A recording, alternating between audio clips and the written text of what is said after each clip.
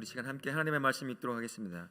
잠언 10장 12절 말씀입니다. 어제 복사해서 코팅해 놓았던 거 가져가 가신 분 계세요? 네, 가서 냉장고에 딱 붙여놓고 그걸 항상 읽어보고 유념하고 또 그렇게 두고 기도하시면 좋을 것 같습니다. 가족이란요 인큐베이터라고 이렇게 말을 많이 하더라고요. 가족이라고 하는 공동체를 인큐베이터. 어떤 인큐베이터냐면 부모를 통해서 지속적으로 사랑을 공급받는 곳. 마치 아이들이 미숙아로 태어나면 인큐베이터 안에서 계속 영양금을 공급받잖아요. 호흡부터 해가지고요. 그런 것처럼 가족이라고 하는 공동체는 자녀가 자라는데 끊임없이 사랑이 공급되는 곳이 되어야 됩니다. 좋은 집도 좋지요. 그리고 뭐 맛있는 것도 많이 먹고 좋은 거 옷 입고 뭐 이런 걸 사는 것도 참 좋지만 그것보다 가장 중요한 가족의 기능이라고 한다면 사랑을 끊임없이 공급해 주는 것이 가족이라 할 수 있을 것입니다. 그래서 가족은 인큐베이터다라고 이렇게 말할 수 있을 거예요. 또 한 가지는 이제 내가 부모를 통해 사랑을 받잖아요. 받은 만큼 사랑을 줄 수 있는 연습이 되어지는 곳이에요. 부모를 사랑하고 형제와 자매들을 사랑하는 그 과정을 통해서 이제 받은 사랑을 흘려보내는 연습이 그 안에서 이루어지는 거예요. 근데 우리 가면 갈수록 많은 가정들이 한 아이를 낳고 그 다음에 부부가 같이 이제 직장을 다니다 보니까 이 사랑을 받고 사랑을 주고받는 것이 약해진 것은 정말 큰 사실인 것 같아요. 자녀가 많으면 둘 이상이 되면 이렇게 티격태격 싸우더라도 같이 사랑하고 용서하고 받아주고 끌어안아주는 그런 연습이 될 텐데 그런 것이 많이 사라져 버렸다는 것입니다. 그럼에도 불구하고 가족은 여전히 사랑을 공급하고 또한 사랑을 받으며 전해줘야 될 인큐베이터라는 사실을 꼭 기억하실 수 있기를 바랍니다. 그래서 가족 안에 있는 부모는 하나님께서 그 일을 하기 위해서 도구로 사용하신다라는 것을 기억하실 수 있어야 돼요. 몇 가지가 있는데 부모는 하나님의 측량할 수 없는 그 사랑을 자녀에게 보여주기 위해 하나님이 사용하시는 도구다는 거예요. 그 가정이라고 하는 한 그 울타리 안에서 하나님께서 사랑하시는 그 사랑이 어떠한 것인지 부모를 통해서 보여주기 위한 도구로 사용하신다는 것을 꼭 기억하실 수 있기 바랍니다. 또 한 가지로는 부모는 남들을 사랑하는 법을 가르치고 훈련시키기 위해서 사용하는 첫 번째 도구라는 거예요. 아이들이 누구에게서 사랑을 배우고 그리고 사랑을 해주는 것을 배울 수 있느냐? 가장 가까이 있는 부모잖아요. 부모를 통해서 부모가 서로 사랑하는 모습을 통해서도 배우기도 하고 부모가 자녀를 사랑하는 모습을 통해서 배우기도 하고 교회 공동체 안에서 서로를 사랑으로 섬기고 돕는 것을 아이들을 보면서 배우게 된다는 것입니다. 그렇게 해서 하나님이 그런 도구로 사용하신다는 것 꼭 기억하시고요. 부모는요 요한일서 4장 19절에 보면 이렇게 되어 있습니다. 우리가 사랑하면 그가 먼저 우리를 사랑하셨습니다 라는 말씀이 있는데 부모는 하나님이 우리를 먼저 사랑했으니 그 사랑을 부모를 통해서 자녀에게 하나님의 주도적인 사랑을 가르쳐줘야 된다는 거예요. 아이들이 내가 무엇을 했으니까 부모가 나를 사랑하는 것이겠지, 내가 공부를 잘하니까 나를 사랑하는 것이겠지, 내가 그의 말을 잘 들어주니까 나를 사랑하는 것이겠지 라는 그러한 조건적 사랑을 보여주면 안 된다는 것입니다. 우리 하나님이 나를 사랑하시고 구원하시는 것이 내가 어떠한 모습을 살아왔기 때문에 나를 사랑하시고 구원하신 게 아니잖아요. 아무런 조건 없이 죄인된 우리를 그냥 찾아오셔서 십자가 지시고 나를 구원하신 거예요. 그 사랑을 가정 안에서 보여줄 수 있어야 한다는 거예요. 근데 저도 그렇고 많은 부모들이 자기도 모르는 사이에 조건적인 사랑을 습관적으로 할 때가 참 많이 있어요. 잘하는 것이 있으면 그것을 두고 막 잘한다 칭찬을 많이 하지만 때로는 실수한다거나 이런 거를 할 때는 칭찬이나 사랑의 고백들이 없다는 거예요. 이게 은연중에 어느 순간에 이게 조건적 사랑으로 아이들의 마음과 사랑을 해야 되는 부모에게도 다 굳어지게 된다는 거예요. 그래서 공부 좀 잘하고 점수 하나 다 뭐 100점 맞으면 막 좋게 하고 하나 틀려서 오면 그 다음에 어쩌다 하나 틀려서 왔는데 이제 잡들이를 하는 거죠. 왜 이걸 틀렸냐, 더 어려운 것을 맞으면서 왜 쉬운 걸 틀렸어? 정신 못 차린 게 그러는 거 아니야? 막 하면서 막 그냥 이제 잡들이를 하는 것이죠. 그러면 어느 순간 사랑이 조건적으로 바뀌어 버린다는 것입니다. 저도 그런 실수를 참 많이 해요. 안 하려고 하는데 이제 잘 안 되더라고요. 연습이 안 되고 훈련이 안 되다 보니까 이것들이 잘 되지는 않습니다. 그러나 알게 됐다고 한다면 이제 연습과 훈련을 통해서 그런 것들을 고쳐나갈 수 있어야 한다는 것입니다. 하나님의 주도적 사랑을 부모를 통해서 보여주는 것이다라는 것을 꼭 기억하시고, 가정이라고 하는 것은 인큐베이터로서 그렇게 아이들을 키워야 한다는 걸 꼭 기억하실 수 있기를 바랍니다. 부모는요, 사랑을 통해서 자녀 쪽으로 끊임없이 다리를 놓아야 한다고 해요. 무슨 말이냐면 아이들과 함께 연결돼야 한다는 거예요. 계속해서 정서적으로 연결되고 심리적으로 연결될 뿐만 아니라 영적으로도 연결되어 있어야 한다는 것입니다. 그래서 부모가 애쓰는 많은 노력을 해야 된다는 거예요. 아이들이 관심을 갖고 이야기하고 먼저 다가가고 뭐 어깨 동무하든 뭐 뽀뽀를 하든 안아주든 그런 식으로 해서 계속해서 아이가 나와 함께, 부모인 나와 함께 이 다리가 연결돼서 언제든 왔다 갔다 건너 왕복을 할 수 있는 그런 다리를 만들어야 한다는 것이죠. 이게 굉장히 큰 유익점이 있다는 것입니다. 세계에서 가장 긴 다리가 무슨 다리일까요? 어디에 있을까요? 중국에 있어요. 중국에 어디냐면 베이징하고 상하이하고 다리가 있대요. 놀라지 마세요. 길이가 얼마냐면요, 160km래요. 다리 길이가, 도로 길이가 아니라 다리 길이가 세계에서 최고로 긴 다리래요. 이게 다리가 놓아져야 할 그러한 지형적 위치가 있다는 거 하는 것은 이쪽과 이쪽의 왕래가 쉽지 않다는 거잖아요. 물건의 왕래, 뭐 이 사람들의 왕래가 쉽지 않다는 건데, 다리가 연결되면 어떻게 되죠?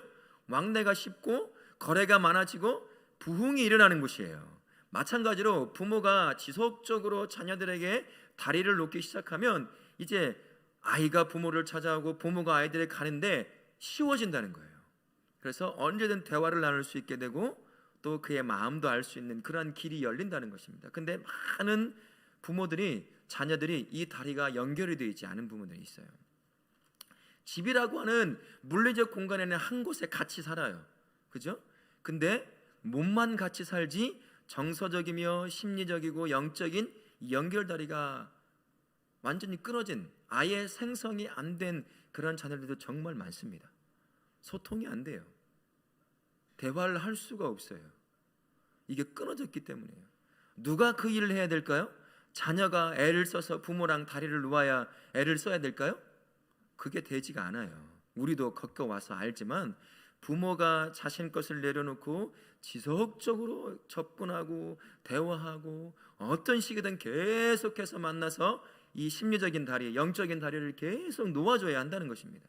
그래야 이제 겨우겨우 하나씩 놓아질 때 이제 심리적인 마음들이 조금씩 교통함이 일어나요. 우리 가정들이, 많은 한국에 있는 가정들이 이렇게 같은 공간 안에 살지만 전혀 딴 세계에서 사는 아이들, 부모들이 참 많이 있다는 거예요. 어떻게 걷잡을 수 없는 그런 상황이라는 것이지요. 부모가 자녀 쪽으로 지속적으로 다리를 놓아 연결하게 되면 몇 가지 권리가 생긴다고 하더라고요. 이 권리, 자녀에 대한 권리, 아주 악한 권리, 그런 권리가 아니에요. 제가 한번 말씀해 드려볼게요. 이랬습니다. 날마다 지속적으로 무조건적인 사랑을 줄 수 있게 되는 것이에요. 사랑을 주고 싶어도 받는 아이가 받아야 사랑을 줄 수 있는 거예요. 근데 마음을 딱 닫혀버렸으면 사랑을 아무리 펴봐도 사랑이 가지 않아요. 혼자 지치는 거예요. 부모는 나는 너를 이렇게 사랑하는데 너는 뭐냐, 이렇게 되는 것이죠. 근데 다리가 좀 허술한 다리라 할지라도 이렇게 정서적이며 영적인 다리가 쫙 놓아져 있으면 그래도 조금씩 찔끔찔끔이라도 부모가 나를 사랑하는구나, 때로는 혼내기도 하지만 이것들을 알게 된다는 것입니다. 또 한 가지로는 자녀에게 실패와 상실, 질병이 찾아올 때 위로할 수 있다는 것이에요. 아픈데도 불구하고 겉은 다치면 눈에 보이니까 어떤 식으로든 병원에 데려가서 치료하며 이렇게 할 수 있지만 내면의 아픔, 그 어떤 아픔 때문에 이 안에 숨겨져 있는 이 정서적인 아픔에 대해서는 우리가 볼 수가 없잖아요. 그럼 위로할 수가 없어요. 이 관계가, 다리가 연결되어 있지 않으면 이 마음이 어떻게 아픈지, 영혼이 어떻게 짓눌려 있는지를 알 수 없다는 거예요. 그래서 연결이 되면 부모가 알아요. 얼굴 표정을 보고 눈빛을 보고 알잖아요, 어느 정도. 그러면 이제 너 마음이 어떤, 이렇게 물어볼 수 있게 된다는 것입니다. 또 한 가지로는 자녀가 인격을 기르도록 가르치고 훈련할 수 있다는 거예요. 가르치고 훈련할 수 있는 거 쉬운가요? 안 들어요. 관계가 연결되어 있지 않으면 내가 아무리 좋은 말을 해도 뭘로 들릴까요? 잔소리로밖에 안 들리는 거예요.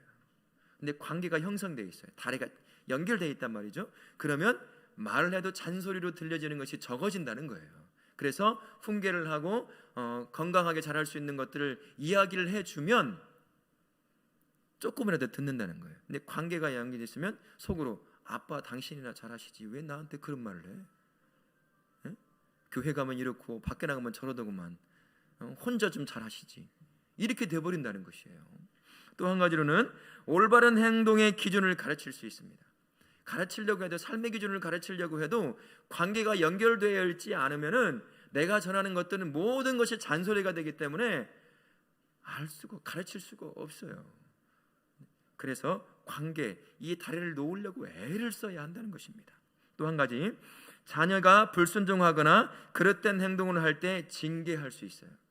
이제 아이가 덩치가 커져가고 자기 생각이 이제 논리적 그런 판단을 할 수 있는 기회가 되면 이제 징계를 하는 것을 쉽게 받아들이지 못하는 거예요. 이제 그때부터 이제 아빠의 모습이라든지 엄마의 모습이라든지 이것들을 다 이제 더 보면서 판단하면서 그게 아빠가 해야 될 말인지 합당한 말, 나한테 할 합당한 말인지를 이제 파악하게 되는 것이죠. 이제 마음이 닫혀버리면 아까 제가 말씀드린 것처럼 아빠 당신이나 잘하면 좋을 텐데 이런 말이 들게 되기 시작한다는 것입니다.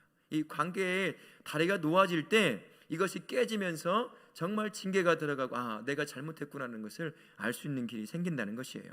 또 한 가지로는 친구들이 거부하거나 유혹하거나 비판할 때 진실을 말할 수 있게 된다는 거예요. 왜 그럴까요?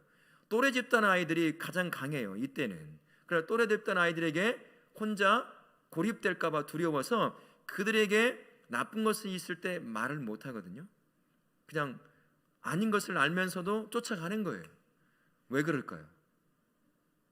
왕따를 당할까 봐 두려운 거예요. 근데 그럼에도 불구하고 할 수 있는 아이들이 누구냐? 부모와 끈끈한 다리가 연결되어 있어요. 내가 아무리 친구들에게 비판을 받고 끊어진다 할지라도 나를 사랑하는 부모가 여전히 있지, 이것이 있기 때문에 두려워하지 않는다는 것입니다. 그래서 쉽게 악한 것을 말하는 친구 집단에 또래 집단의 압력에 쉽게 굴복하지 않을 수 있게 된다는 거예요. 그 다리를 놓는 게 얼마나 중요한지 아시겠죠? 또 한 가지로는 자녀를 하나님과의 관계 및 영적 성장으로 이끌 수 있다는 거예요. 우리가 신앙 안에서 잘 키우고 싶어도 안 되잖아요. 말을 들어 먹어야 되잖아요. 그죠? 내가 하는 말, 내가 하는 행동을 따라오고 이해할 수 있어야 될 텐데 그게 안 되는 거예요. 관계가 형성이 안 돼 있으니까 아무리 말을 해도 잘 먹히지 않는다는 것입니다. 그러나 관계가 다리가 연결되어 있으면 이제 그때부터 하나씩 할 수 있다는 거예요. 마지막으로 하나 더 말씀을 드리면 자녀가 매주 때로는 매일 던지는 수만 가지 질문에 답할 수 있어요. 다양한 모습으로. 참 질문 많은 아이들이 있거든요. 이제 저희 둘째가 그런 아이인데 막 질문 하나 시작하면 자기가 딱 마음에 와닿을 때까지 4개건 5개건 6개건 10개든 물어봐요. 근데 그것을 이제 이 관계가 형성이 되면 부모가 전할 수 있는 답할 수 있는 한계가 있다는 것을 알면서 이해도 해주기도 할 수 있다는 거예요. 이처럼 말이죠. 다리가 형성이 되면 부모가 자녀에게 다가갈 수 있다는 말을 하는 거예요. 관계가 딱 단절되면 다가가봤자 아무 소용없어요. 탁 튕겨도 나가버린다는 거예요. 근데 관계의 다리가 딱 연결되어 있으면 바로 가지는 직진으로 갈 수는 없겠지만 그 천천히라도 그 아이와 연결이 될 수 있다는 것이죠. 그리고 그 아이가 부모하고 연결돼서 왕래가 되게 된다는 것입니다. 가족이라고 하는 공간에 함께 살지만 이런 관계가 형성이 되어 있지 않으면 그냥 몸뚱아리만 함께 사는 거예요. 정서적으로, 영적으로, 그리고 이 마음으로 연결이 되어 있지 않은 참 안타까운 그런 가족의 현실이 되는 것입니다. 그렇다면 자녀에게 다리를 놓는 것은 무엇이 있을까? 3차선 다리를 놓아야 한다고 하더라고요. 3차선 다리. 3개의 다리가 있다는 거예요. 오늘은 첫 번째 다리를 한번 보실 텐데 먼저 첫 번째 다리를 보면 좋은데요. 시음 호흡을 하고 들어야 돼요. 이걸 내가 할 수 있을까? 각오를 해야 한다는 거예요. 저도 심호흡을 한번 해서 제가 써놨어요. 너부터 심호흡하자 이렇게. 뭐냐면요. 첫 번째 다리는 뭐냐면 자녀를 무조건 사랑을 하는 거예요. 말은 쉽죠. 정말 잘 안 돼요. 이게 첫 번째 다리는 무조건 사랑하라라는 다리라는 것입니다. 그래서 제가 심호흡을 한번 하고 들어보라고 한 거예요. 무조건 사랑하기가 쉽나요? 아니에요. 이 안에서 올라오는 것들 때문에 잘 되지 않을 때가 너무 많다는 것입니다. 자녀를 하나님의 나를 향한 사랑처럼 무조건 사랑하기 위해서 가장 중요한 열쇠가 하나 있습니다. 첫 번째 자리를 놓기 위해서 정말 매일같이 스스로 반복해서 해야 될 것이 있는데, 정말 이 과정을 겪지 않으면 이 무조건 사랑에 대한 다리를 놓기가 쉽지 않겠다라는 생각이 들어요. 그게 뭐냐면요, 결단이라고 하는 다리예요. 결단이라고 하는 열쇠예요. 변함없이 내가 자녀를 사랑하겠다고 하는 그 첫 번째 다리를 놓기 위해서는 매일같이 수많은 결단을 스스로 해야 한다는 거예요. 부모가 아무리 어떤 상황이 있어도 결단을 해야 한다는 것입니다. 제가 몇 가지를 한번 드려볼게요. 자녀에게 고함을 지르고 싶을 때 자제력을 발휘할 것을 결단해야 한다는 거예요. 오메 벌써부터 나오잖아요. 결단은 매일같이 스스로 되뇌어야 한다는 거예요. 그 좋은 방법이 뭐가 있냐면요, 아버지 학교에서 제가 배운 건데, 거울 앞에 딱 서가지고 매일같이 출근하기 전에, 밖에 나가기 전에 오른손을 왼쪽 가슴에 딱 올리고, 주님 제가 아버지입니다, 주님 제가 아버지입니다, 세 번째 할 때 말이 잘 안 나와요. 눈물 때문에. 한번 진짜 해보세요. 그 가슴에 넣고, 주님 내가 엄마입니다, 내가 오늘 폭발을 결단하기를 원합니다. 그렇게 한번 화장실 갈 때마다 한 번씩 해보세요. 정말 큰 효과가 있어요. 이런 노력이 있어야 한다는 거예요. 또 하나의 결단입니다. 참 그분이 잘 써놨어요. 아들 6을 키우면서 썼던 책 중에 제가 가져온 건데, 얼마나 많이 시행착오를 겪었겠어요. 자녀가 사랑스럽지 않을 때도 매일 사랑한다고 말하기로 결단해야 한다는 거예요. 말로, 속으로가 아니라 그냥 싸우고 와서 난리를 쳤어도 사랑한다라고 말하기로 결단하라는 것입니다. 또 한 가지, 자녀가 여러 가지 뜻밖의 모습을 보여도 그것에 대해 하나님께 감사하기로 결단해야 한다는 것입니다. 어느 날 갑자기 탁, 엄마 난 내일부터 교회 안 가기로 했어요. 와메, 미치는 거죠. 속된 말로 꼭지가 돌아버리잖아요. 그때 어떻게 해야 되겠어요? 그때 첫 번째 결단, 고함 지르지 않기로, 그것을 기억해내는 것이죠. 그리고 그럼에도 불구하고 교회란 말을 했기에, 말도 않고 도망가는 것보다 이유가 있겠지, 그러니까 저런 말을 하겠지, 이런 말을 나에게 해주니 감사하다 라고 말할 수 있는 결단, 말은 쉽죠. 그런 결단이 필요하다는 거예요. 또 한 가지로, 자녀가 부모의 무관심하고 뿌리쳐도 포옹하고 손을 잡고 뽀뽀하며 사랑을 표현하기로 결단하자는 것이에요. 억지로라도 끌어안아주고 뽀뽀해주고 사랑한다고 말해주기로 결단하라는 것입니다. 또 한 가지, 자녀에게 하나님께서 어떤 재능을 주셨든 그것에 감사하기로 결단해야 한다는 것입니다. 우리가 자녀에 대해서 어느 정도 무엇을 보면, 야, 이 아이가 이렇게 하면 되겠다, 공부를 좀 잘해요, 그러면 공부로 출세하길 바란다는 거예요. 근데 어느 날 중2가 돼가지고 딱 왔어요. 엄마, 나는 운동 한번 해보고 싶은데요. 이게 무슨 생뚱맞은 소린지, 학교 1등 하는 애가 갑자기 와가지고 야구를 하겠다는, 전문 야구 선수가 되고 싶대. 어떻게 하실래요? 어떻게 하시겠어요? 너 이 자식 이리 와. 너 그 말 취소해. 종아리 가다 하면서 때려야 되겠어요? 꿈을 하나 발견했다는 사실에 감사할 수 있는, 이 안에서는 막 이렇게 올라오잖아요. 침 누르고 잘 절제하고, 그럼에도 불구하고 이 아이가 관심이 또 다른 것이 있구나라고 할 수 있는 그 결단을 할 수 있어야 한다는 거예요. 정말 쉽지 않잖아요. 어디를 틀 줄 모르는 게 우리 아이들이잖아요. 그죠? 이런 결단이 열쇠가 된다는 거예요. 그렇게 참아내고 있는 엄마와 아빠의 모습을 지속적으로 볼 때 아이가, 우리 엄마 아빠한테 내가 이런 말을 하고 이렇게 행동해도 여전히 나를 사랑하는, 나에게 관심 있는 게 우리 엄마고 우리 아빠구나. 이 영악해서 우리를 그렇게 시험하는지 모르겠어요. 아이들이 그렇게 된다는 것이에요. 이게 이 결단이라고 하는 열쇠가 무조건적인 사랑을 다리를 놓는데 절대적으로 필요한 것이라는 거예요. 매일같이 결단할 필요가 있다는 거예요.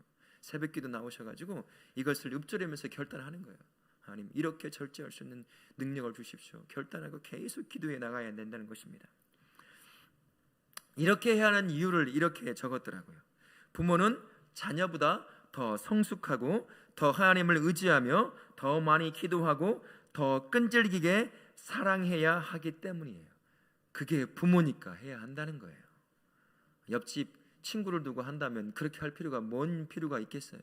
내 아들이고 내가 그의 이 아이들의 엄마고 아빠니까 힘들어도 그렇게 해야 한다는 것이죠.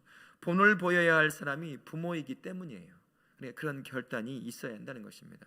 저와 우리 다락교회 모든 육신의 부모된 그리고 영적인 부모된 모든 성도님들이 이렇게 자녀를 건강하게 키우기 위해서 결단을 할 수 있는 그런 성도님 되실 수 있기를 축원합니다. 아멘. 하지만 그 과정 가운데 잊지 말아야 할 하나가 있다고 한다면 사랑이 무조건 우선이라는 것이에요. 무엇을 하든 사랑 가운데 그 일을 감당할 수 있어야 한다는 것입니다. 언제나 사랑으로 그 일을 해야 한다는 것이에요. 이 다리를 놓다 보면 수많은 장애물들이 생겨요. 실제로 정말 가장 가까이는 내가 장애물이 돼요. 스스로 이 첫 번째 다리를 놓는데 이 무조건적인 사랑을 놓는 첫 번째 가장 큰 장애물은 부모 자신이잖아요. 그렇게 못하는 말로만 들었지 머리로만 생각되지 실제로는 하지 못하는 그것이 바로 가장 첫 번째 장애물이 된다는 거예요. 장애물은 정말 많아요. 이제는 가면 갈수록 참 많아요. 이전 같은 경우는 제가 이제 태어나고 자랄 때는 이게 뭐 지리적으로도 그렇고 쉽게 어디서 어디로 옮기고 그다음에 전화라든지 인터넷 이런 것이 없었기 때문에 이런 한정된 공간 안에서 부모 밑에서 여러 어른들을 보면서 자랄 수 있어서 이제 이런 것이 장애물이 그렇게 많지는 않았다는 거예요. 특별한 애들 빼놓고서는. 근데 지금은 그렇지가 않아요. 저희 아들이 목포에서 살 때는 이게 집에 오면 놀이터 정도나 학교 운동장 정도만 갔거든요. 근데 이 전주로 오면서 이제 별천지가 된 거예요. 어디를 나가든 뭐든 다 있는 거야.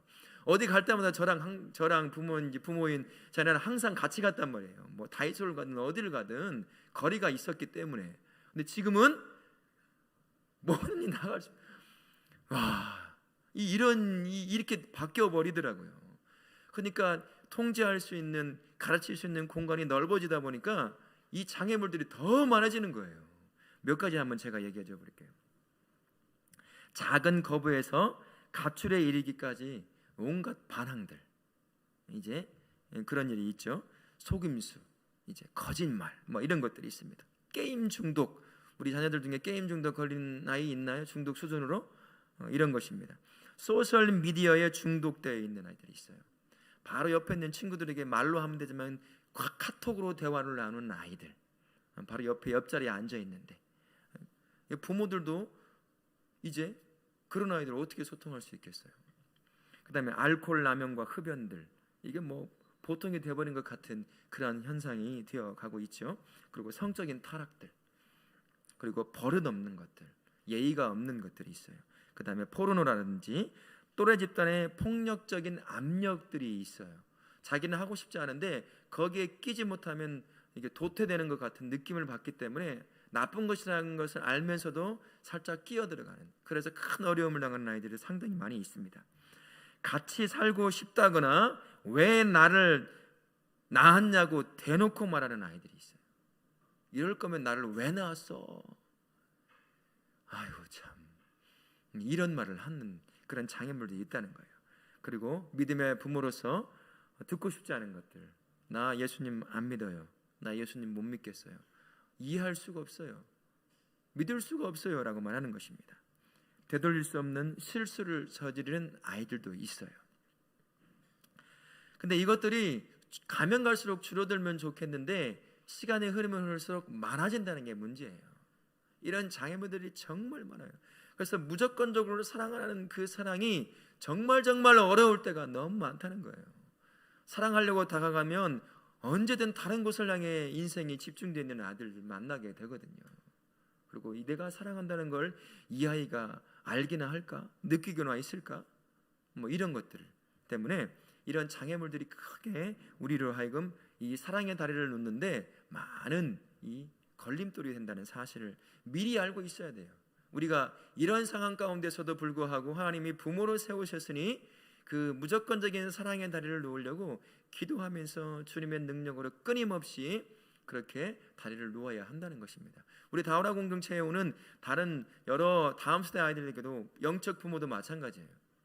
실수하고 떠들고 하는 것들에 대해서 좀 이렇게 얘기해 주는 건 좋지만 그 아이들에 대해서 다르게 잘못하면 안 된다는 거예요. 그래서 언제든 이곳에 와서 마음껏 뛰놀 수 있는 곳, 그게 바로 교회라는 것을 알려줘야 된다는 건데, 그때 이런 다리를 놓는 일들이 있어야 된다는 거예요. 그래서 이 교회에 가면 참 편하게 올 수 있는 곳, 내가 가면 언제든 환영해 주는 곳, 그렇게 다리를 놓을 수 있어야 한다는 것입니다.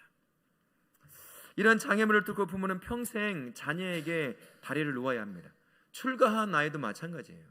출가한 자녀도 언젠가 무슨 문제를 당할 수 있잖아요. 그게 영적으로, 물리적으로, 심리적으로 독립한 거하고는 다른 거예요.